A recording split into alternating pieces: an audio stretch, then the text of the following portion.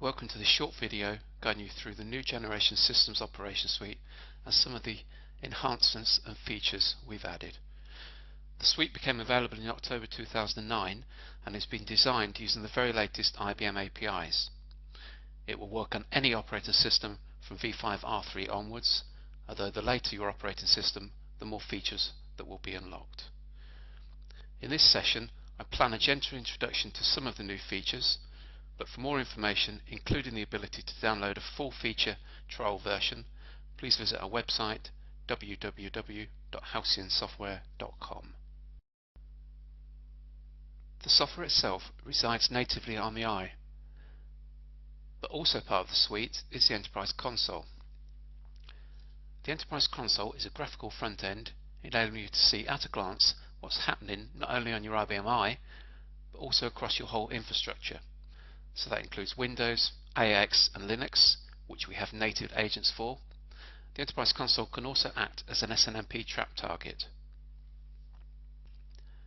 The console supports multiple clients, so each of your technicians can have an Enterprise Console client irrespective of graphical location, and they can all see a real-time, up-to-date display as to what alerts are outstanding on the whole infrastructure. Today I'm going to focus on the IBM Eye. Within the suite is the ability to create rules. And what do we mean by rules? Well, rules fall into a number of different categories, and each rule enables you to monitor a different element of the IBM Eye. For example, at the top here we have message queue rules. If I expand that, you'll see a number of queues, including QSysOper. I have a one world application queue, so I can monitor for any message arriving or not arriving on any of those queues. You'll also see QHIST listed here. Although it's not strictly a message queue, we treat it as a message queue. So again, we can monitor for any message seen or not seen on QHIST. You'll also see HMM-FTP. If I expand that, that allows us to monitor for any FTP activity taking place on the IBM Eye.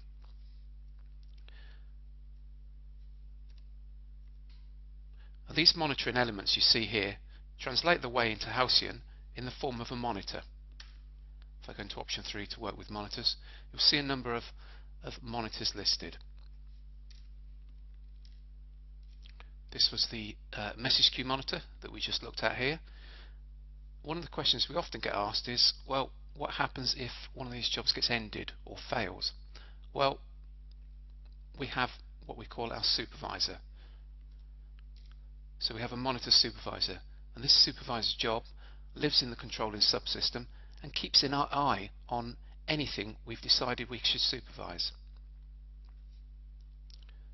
So for example, I have the message monitor here, it's being supervised. If I was to end that job, the supervisor would see it and it would restart it for us. And I'm going to show you that taking place now. So if I could jump into my subsystem,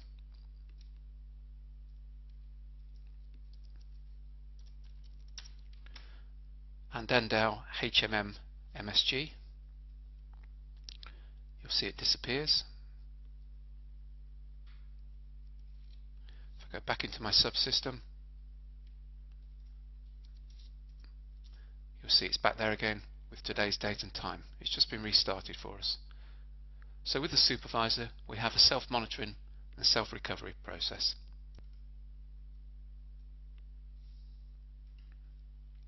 Having an audit trail is very important to some customers, so we've added journaling to the product. If I go into work with rules and take option 23 just to have a look at rule history against our message queue, we'll interrogate the journal and present a display showing rule history that you can then delve deeper into. So what do we track? Well, we track anything that's added, changed or removed within the whole Halcyon product. And I'm sure there'll be some auditors very happy out there to see that. Within the suite, we've enhanced our reporting capabilities.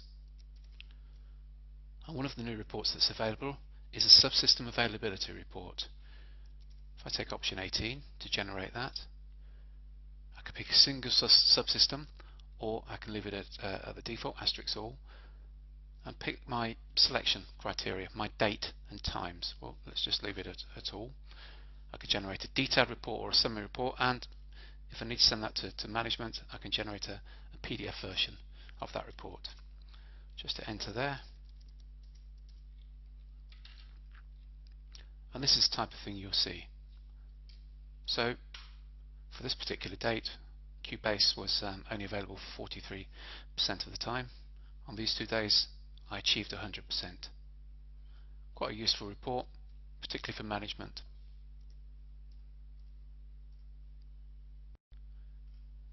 We've also enhanced our functional level user authorities within the product. So on a user by user basis or a group by group basis, you can dictate who does what or who can do what within the Halcyon product. As you see here, public is excluded from all of the products that make up the suite: the Audit Journal Monitor, Event Monitor, Message Communicator, Message Manager, and Restricted Task Manager.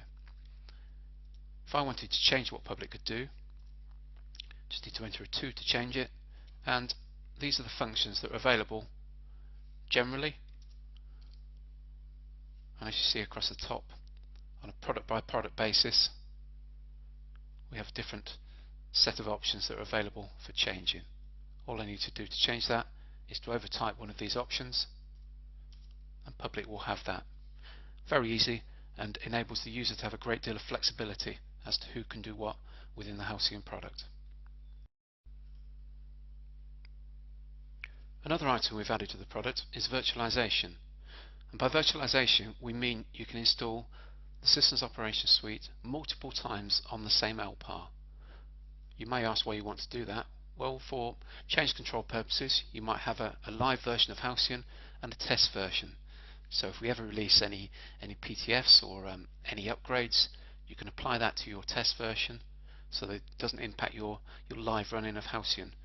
You can then, once you're happy with it, apply it to the live version. So you can install multiple versions of Halcyon on the same LPAR.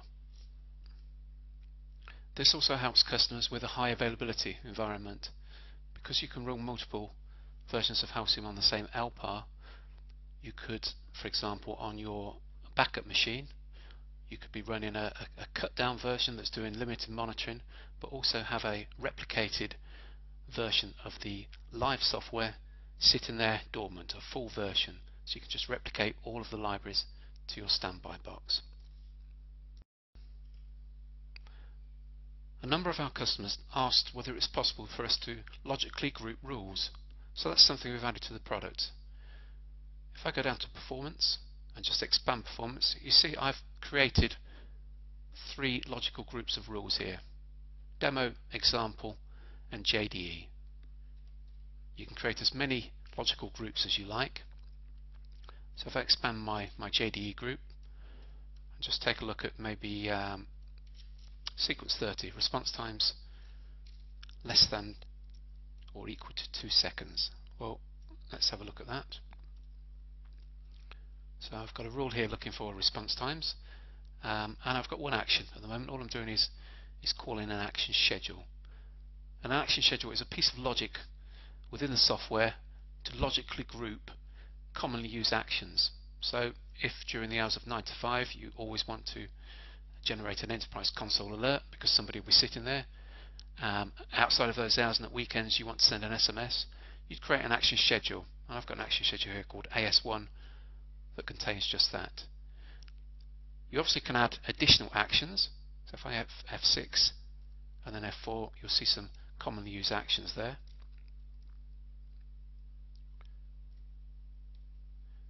If you find that a commonly used action isn't in that list, you can add your own action.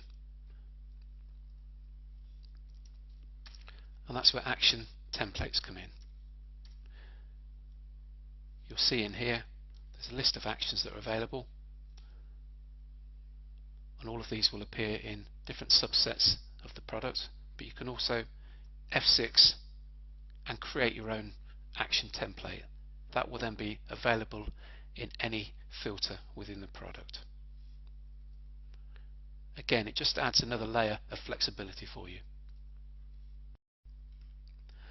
For existing customers who've obviously invested many hours creating rules and actions within the legacy systems operation suite, we've created a command for you. So once you've installed the new generation systems operation suite, please make sure you use the HAL import command. This will import all your legacy rules and actions into the new generation. You just need to hit enter on that, and that will create all your rules and actions for you. Saves many keystrokes. Another command you might find useful is the impenv command. This command allows you to import environments from one into another. So you might have a production environment that you want to import into a test environment, either from the local machine or from a remote machine. You just hit enter there, and that will import that environment into your current environment. Let's have a look a bit closer at some of the products within the Systems Operation Suite and some of the new features. We'll start with Message Manager and some of the message queue enhancements. You might install the product and not be sure what you should be monitoring for. Well, if you add the queue within here, you have the option 15, Review Messages facility. So this can be put against any queue. We hit enter there, and we're presented with a summary of activity on that particular queue. It defaults to week number, so this is all week 5 within October. And as you can see, my biggest count, so I've had 37 messages telling me that my i5OS usage limit has been exceeded. Now what can I do with that? Well, I can fix it, or I can add a rule to warn me the next time that appears on Halcyonsoftware just by using an option 1 against that message.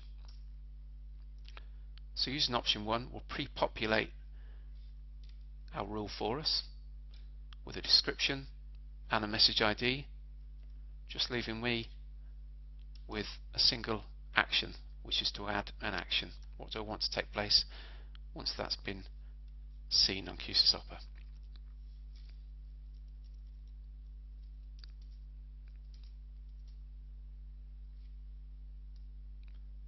Very useful.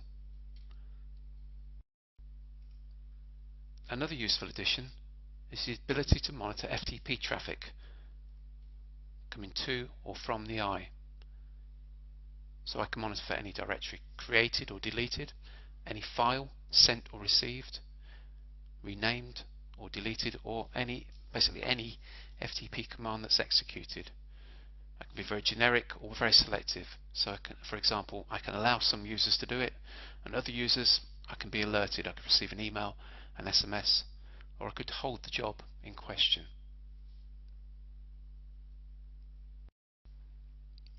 We've also made a vast number of enhancements to our System Event Manager application.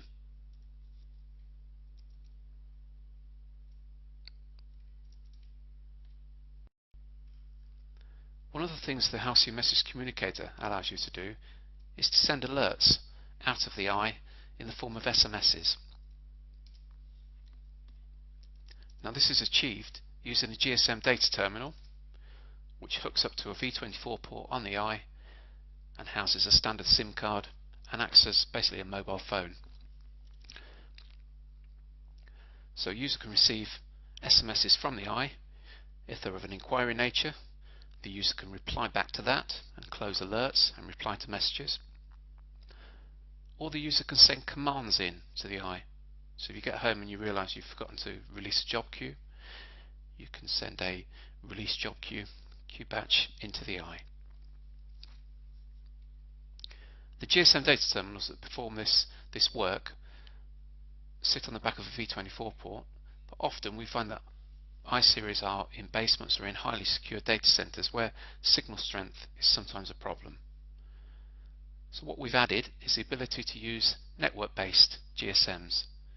That's something that Halcyon provide. It's the same unit with a bolt-on device that enables you to have a network-based GSM that just has an IP address. We then talk to that IP address, and again, That's a two-way capability.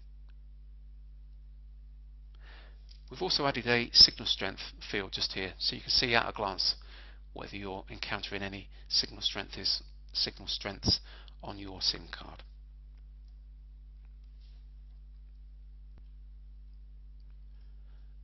Because the ability to reply back to the eye and also send commands into the eye is highly powerful, we've added a layer of authority. So on a phone-by-phone basis, you can dictate whether users can A, send commands in, and B, send replies in, and if they are allowed, what kind of authority is given. Do we allow it on a phone-by-phone basis or a user-by-user basis? So again, it allows you to restrict who can do what when coming into the eye. We've also made a vast number of enhancements to our System Event Manager application.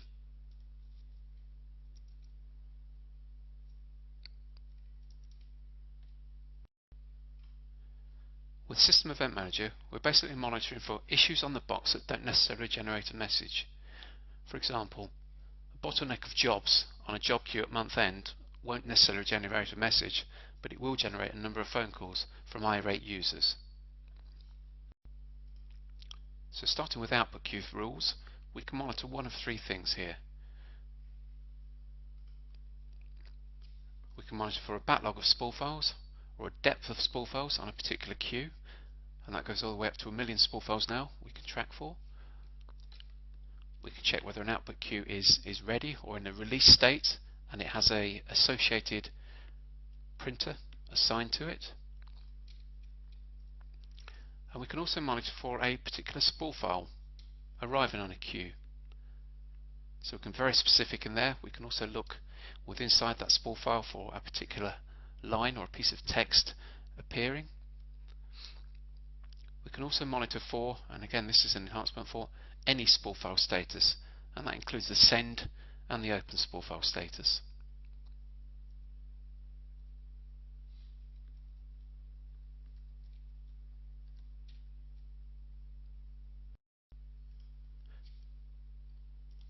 With job queues, very similar to out queues, we can monitor for three things. Number one, we can check the job queue is in a correct status, either it should be held or it should be released at a specific time. We can monitor for a backlog of jobs on a job queue, and again we can go up to 1 million just there. Or we can track whether a job has been on a queue for an excessive amount of time, and that time can be specified by yourself. So that can be specified on a job or user basis. And again, you've got all the standard actions you'd expect, including, with this particular rule, the ability to move job. So if your end of day has been on a queue for maybe 30 minutes or more, you have the ability to perform the move job command to move it to another job queue.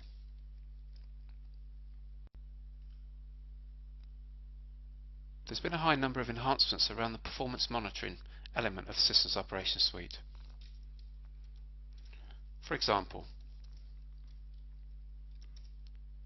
we now have an extended rule type category. If I have 4 in there, you'll see the different elements we can monitor. The top one being auxiliary storage pools. I can monitor the system ASP or an independent ASP. And I can monitor those 4 elements across those auxiliary storage pools.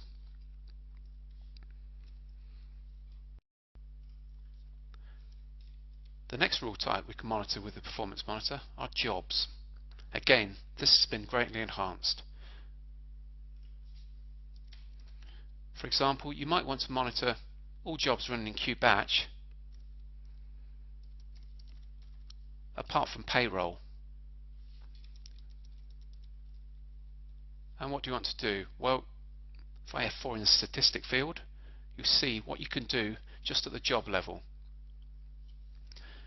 Maybe you want to monitor for the run priority of a job to ensure your power users are not changing priorities of jobs. Maybe you want to monitor for the run time of a particular job, maybe the run time of your end of day or your overnight backup, and be alerted if that run time is exceeded. You can look for the job status, so you can pick up anything going to lot wait or message wait when you're not there sitting watching it. Or maybe you want to monitor for temporary storage, so that could be at an interactive level or a batch level.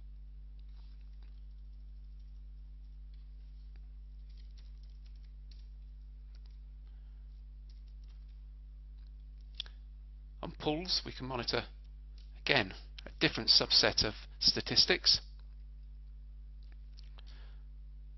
This one here and this one here are close to everyone's heart. Anybody that knows anything about performance will probably want to put these two elements in and have them when they're not equal to 0 to do something about it, to tell maybe the guy in charge of the machine to look at his performance pulls.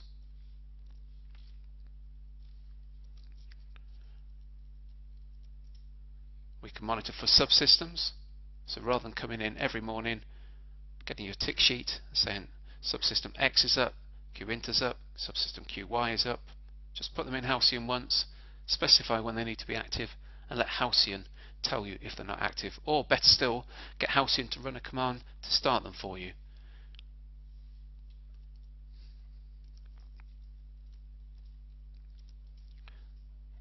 We also have a system element, so over the whole system we can monitor a number of statistics. Maybe temporary addresses used is close to your heart. Batch jobs and message wait. CPU percentage, that's overall CPU percentage across the whole box. LPAR processing capacity. So if you have a machine that you've carved up into LPARs, you can track how much of the processor this machine has at the time. And some great stuff here. Average response time in 5 minutes. You can tie that down to a subsystem, so you can monitor for response times across different subsystems, and so on and so forth. So there's lots you can do there.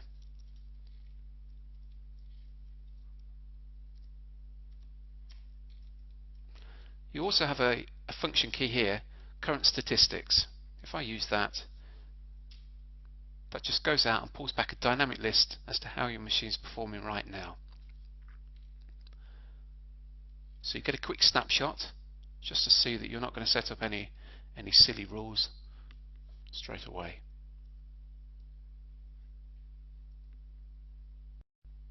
If I carry on walking down my list, I get to the user category. So what can I monitor at the user level? Well, I can monitor a number of things.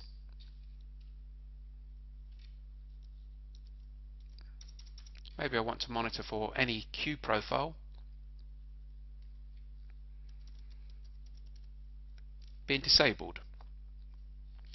Maybe I want to monitor for a particular class.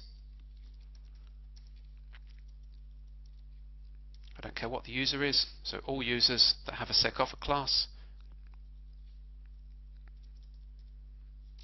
Maybe we'll look at temporary storage, or temporary storage for disabled users. So there's a lot of flexibility in there, and you can obviously select and omit profiles.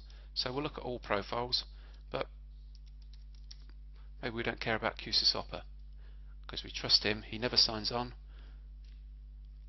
So lots of flexibility in there as well.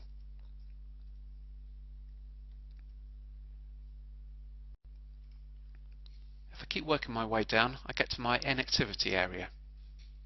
What can I monitor for here? Well, one simple thing I can monitor, I might want to monitor any interactive session. When it's been display wait for 60 minutes, I want to do something. Well, what do I want to do? Well, I could end the job, I could disconnect it, I could send an SMS to a supervisor or an email to a supervisor, but I can be even more specific with this.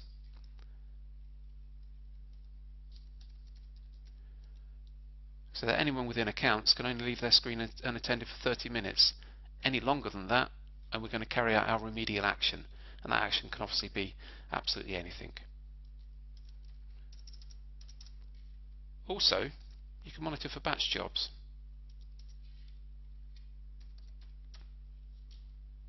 So you could look for any batch job, system-wide or pull it down to a particular user or job name or subsystem, going into lock weight or any other status you see there. You can also associate more than one status to this particular rule.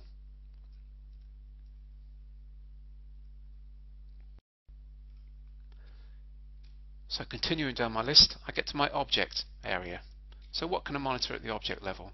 Well, we've enhanced the data area selection criteria. So you can now monitor for logical and character data areas. You can monitor if an object, including the data area, exists or doesn't exist.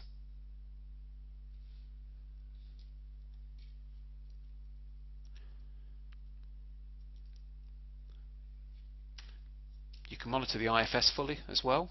So you can key in the directory path there and monitor if a directory is created or whether it is deleted. And if that directory is there, does it contain any entries?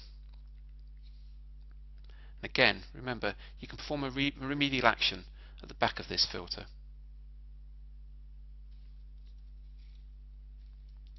We've also added the ability to monitor for data queues.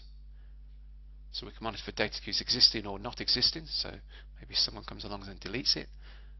Or if you monitor for a data queue existing, how many entries are actually in that data queue.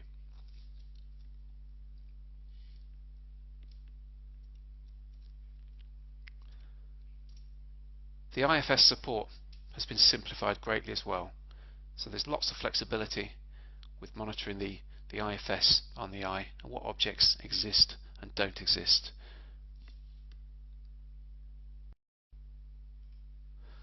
Okay, well, let's back to the main menu and we'll have a look at another product, the Halcyon Audit Journal Monitor.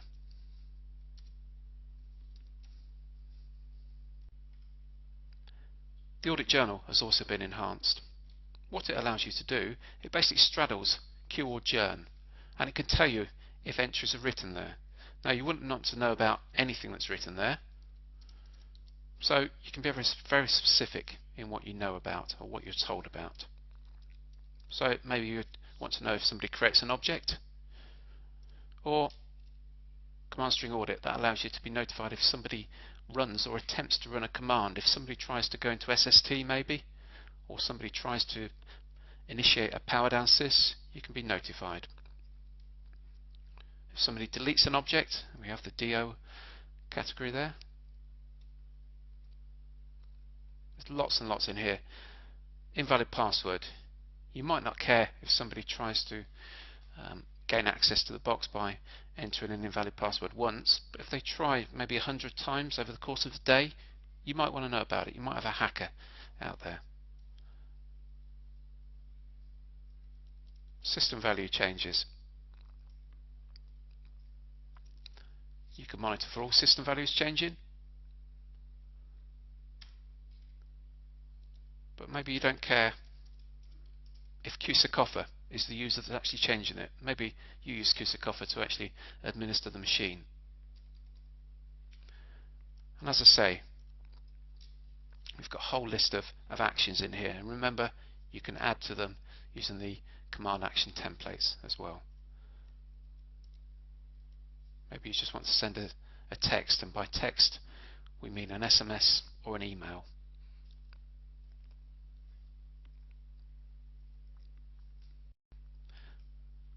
The audit journal now directly interfaces with our enterprise console. Remember at the start we talked about the GUI here, interfaces directly to that. So maybe if somebody does change a system value or deletes or creates an object, you can just be alerted by a visible or audible alert onto there.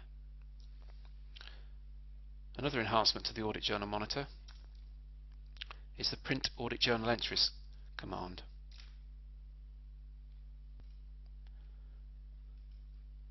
So with this command, rather than having to run queries on a regular basis to interrogate the audit journal, you could just run this. You could schedule this. You could use the Halcyon scheduler or the standard IBM scheduler to do something. So maybe you want to report on objects created. You can specify if you're only interested in certain users. So objects created by Halcyonsoftware today, and that will produce a report that you can hand to your auditors or you can use internally. There's lots and lots of flexibility within this command.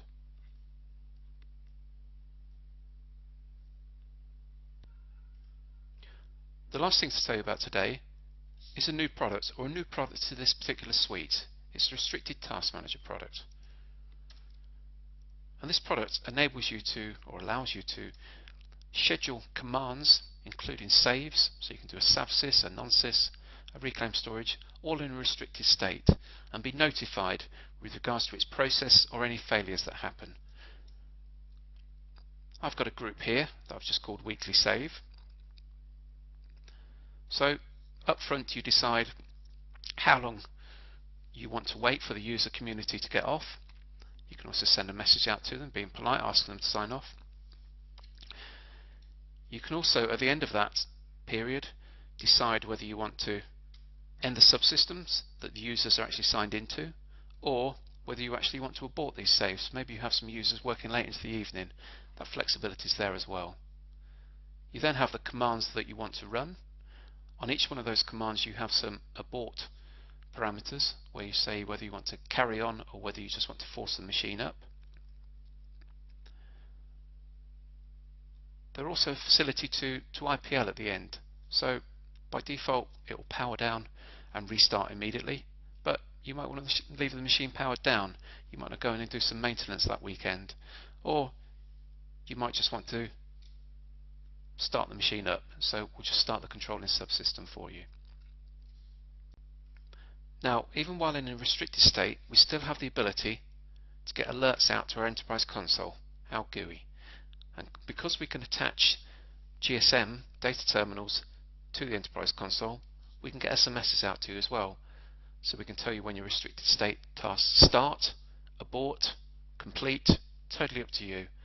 The flexibility with notification is very vast. While in restricted state, what happens if you get an active file on a tape, or somebody forgets to load a tape for one of the backups?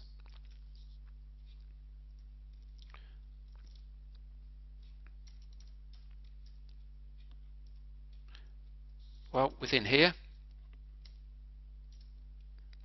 we can perform remedial actions if messages are received. So I've just got a default here that allows me to say I want this to apply to all task groups, for all messages. What do I want to do with it? Well,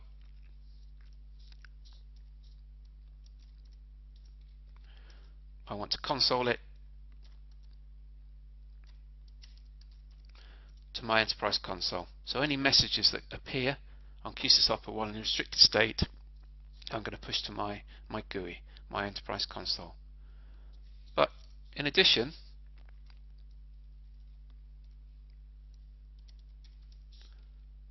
I might want to reply to them as well. If somebody hasn't loaded a tape, or we find an active file on a tape, or we encounter an issue, I don't want the machine to sit there in a limbo state so that when I come in on a Monday morning all the users are screaming at me. I want to reply to those messages that are coming out. So I can do something like that. So anything that happens while in a restricted state, we're going to console to the enterprise console, but we're also going to reply to it. That way we force the machine up and keep our user community happy. All that's left to say is you've only seen a very small subset of the enhancements we've made to the new generation Systems Operations Suite. For a free trial that includes full technical support, please go to www.halcyonsoftware.com for more details. Thanks very much.